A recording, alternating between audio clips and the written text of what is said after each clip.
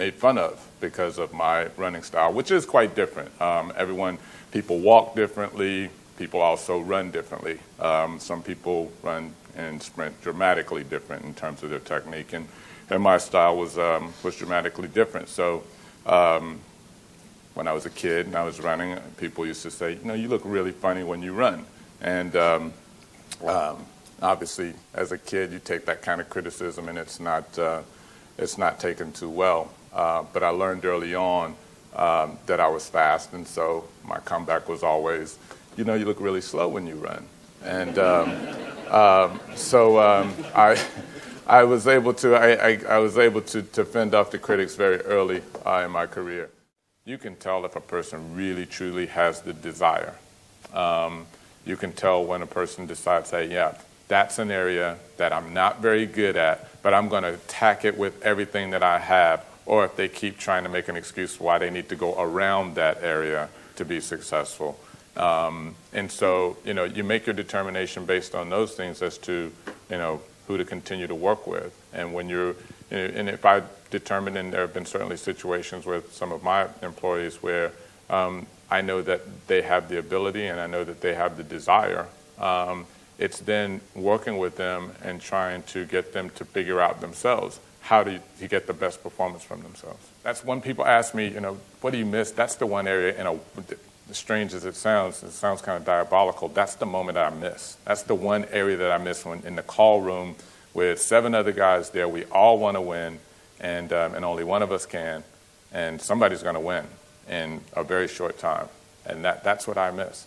But that's because in that moment, I felt confident in my ability because you back away from that, 2 months before, are you doing everything that you possibly can to be prepared for that moment? I knew that 2 years before and 2 months before, and so every day I was reminded of that I need to do everything that I possibly can to be prepared for that moment, because the nerves come from feeling like, well, no, I haven't done everything. And if you get to that moment and that question is going to come and you can't answer, absolutely, I've done everything that I possibly could do to be prepared for this moment. If that's not the answer, then yeah, you're going to be a nervous wreck. And there's really nothing you can do at that point. So it's developing a strategy to deal with the nerves, but it's also doing everything you can before that time.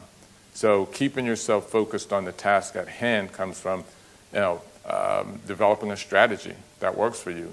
I would be in that call room and there'd be guys kind of walking around and they're trying to distract you, and there are going to be distractions. You have to be able to recognize when the distraction comes, recognize that it is a distraction, and then take something. You can't just say, don't focus on that, because then you're going to focus on that.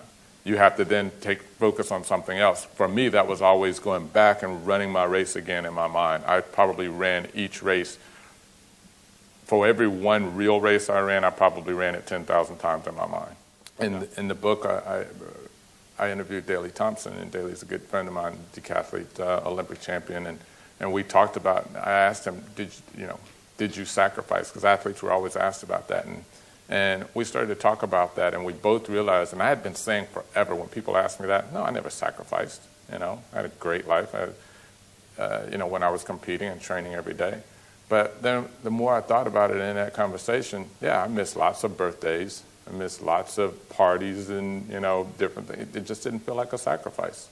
When you're really, truly driven and committed to what you want and to your goals, then that's just the way you see it. You don't see it as a sacrifice. I trained Monday to Saturday. If Christmas fell on a Thursday, that was a Thursday. It's not Christmas, it's Thursday. I truly could have won the medals running a lot slower than I did. That sounds arrogant, and it is.